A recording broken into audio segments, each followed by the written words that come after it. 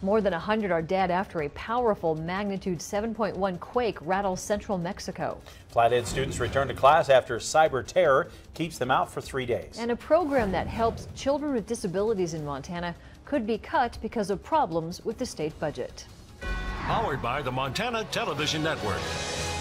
This is the 10 o'clock news on KPAX, Montana's news leader.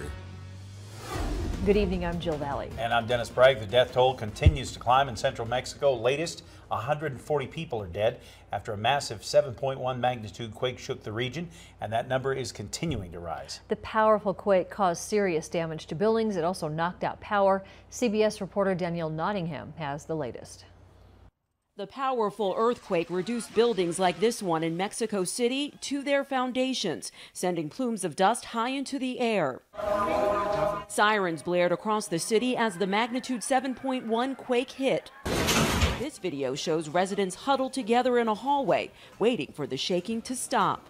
Others, like Simone Striegler, quickly abandoned their office buildings, fearing aftershocks. We're trying to help with other people from next buildings and from next offices to see that they are okay. Mexico's president confirmed more than 24 buildings have collapsed in the capital. CBS News reporter Adrian Bard, who is there, says rescue efforts are underway at a school. We are getting word that there are dozens of children trapped in a school which collapsed. There are rescue workers there and just ordinary people, neighbors coming out on the street digging. In the aftermath of the quake, crews scrambled to numerous demolished sites, at times using sniffer dogs to search for people trapped under the rubble. Onlookers cheered as this person was carried away on a stretcher. Others made way for this woman, relieved to be alive. The quake was not as strong as the monster tremor that rocked the city 32 years ago Tuesday, but the epicenter was much closer. Officials are now assessing the damage as searchers continue combing through the rubble for survivors. Danielle Nottingham, CBS News. Mexico City was rattled by another powerful quake just 2 weeks ago. That one killed close to 100 people. But closer to home, a chilly, wet night out there. Here's now Aaron Yost with an update on what feels like fall weather. Sure does feel like fall, and it's fitting because we'll officially make that switch at the end of this week. But yes, Mother Nature still throwing us some nice weather, helping us out with the fires and the air quality and giving us some much needed moisture. Hamilton today, our First Security Bank iCam. You can see the radar still pretty lit up. We're seeing mountain snow, valley rain, snow on grassy surfaces over Lolo Pass, but actually sticking to the road on Lost Trail Pass currently. And we will see those conditions continuing overnight tonight into tomorrow morning. So if you have pass level travel plans tomorrow morning, be prepared for a couple of spots that might be a little slick. Got the extended forecast coming up. Authorities suspect a Troy woman may have been tired when she crashed her pickup truck head-on into a school bus near Glasgow early this morning.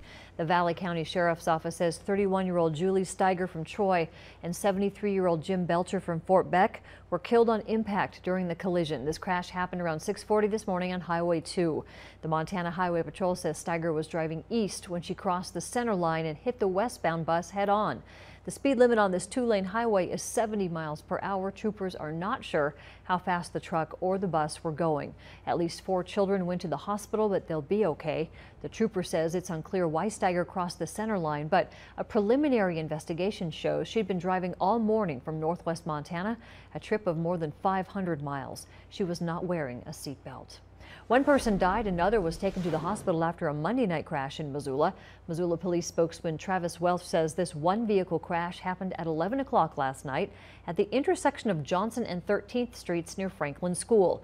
The 20-year-old Missoula man was driving with a male passenger traveling north on Johnson when the vehicle went off the road. It clipped the corner of a house before going through a small shed, and then it came to rest in an alley. Welch says the male driver was killed. The male passenger taken to the hospital and has since been released. There were 2 adults and a child in the home. At the time of the crash, they were not hurt. The accident remains under investigation, and they are not publicly releasing the name of the victim.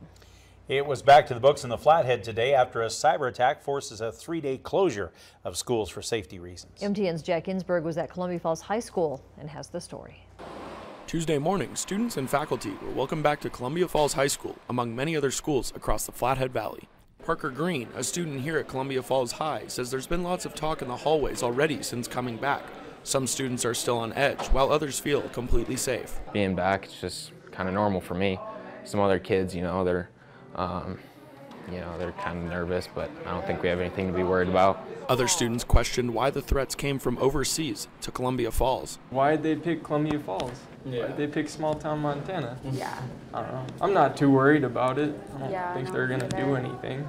Students here at the school say that they recognize that the cyber threats were out of the ordinary, but the way the community banded together and stayed calm was nothing new for Columbia Falls.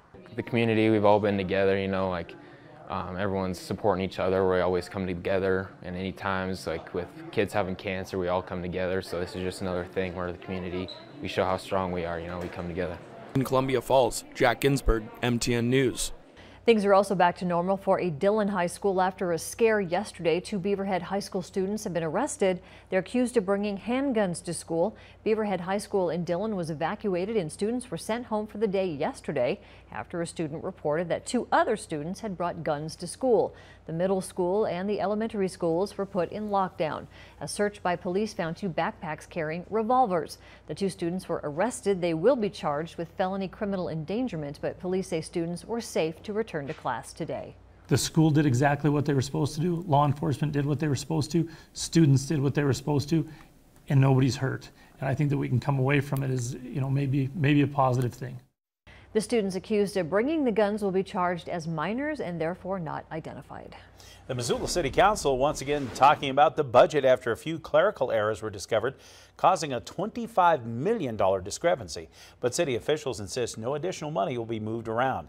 Council adopted a resolution to pass its annual budget back in July, but 3 major errors in that resolution were discovered. The resolution doesn't include certain changes made to the budget, interest on expense debt from the Mountain Water buyout, and a project end-of-the-year balance for a whopping $18 million. Dale Bickle, the city's chief administrative officer, says this doesn't impact the actual budget and it's an easy fix. He says the council will amend their resolution and that the budget passed will remain unchanged. He says ultimately the errors were caused in part by too much paperwork.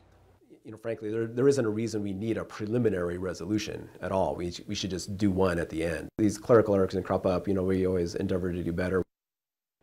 Council will discuss amending their budget resolution tomorrow during the Budget Committee of the Whole meeting. A revised resolution will be adopted at the next City Council meeting. The Montana Department of Natural Resources and Conservation's contested case over that proposed water bottling plant near Creston is underway. The issue is over a decision to grant a water use permit to the Montana Artesian Water Company. As MTN's Nicole Miller reports, it's been an ongoing battle for more than a year between the company and Flathead residents who filed legal objections with the department. The hearing began with opening statements. We are very concerned that this water will be harmed to the detriment of all of the fish that we provide throughout the United States.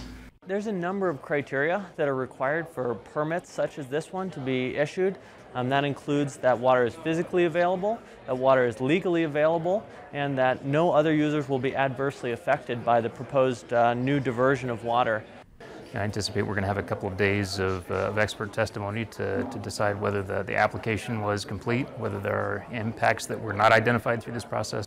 Once the hearing comes to a final close, the department hearing examiner has up to 90 days to issue his decision. But this hearing is just getting underway, and over the next several days, expert testimony is expected from both sides. Reporting in Kalispell, Nicole Miller, MTN News. Testimony continues tomorrow, but the final order may also be appealed by either party in state district court following a ruling. This hearing is open to the public. Our Montana Wildfire Relief Fund now sits at nearly $92,000 and counting. Thank you to everyone who's contributed so far. Remember, our MTN stations are matching the first $50,000 of that total. If you haven't donated, it's not too late. Just go to kpax.com/wildfirefund for more info. Coming up after the break, we'll see just how devastating Hurricane Maria has already been to the U.S. Virgin Islands and Puerto Rico. And later, one program that helps young children with disabilities is on the chopping block because of the state's money problems. That's coming up on KPAX.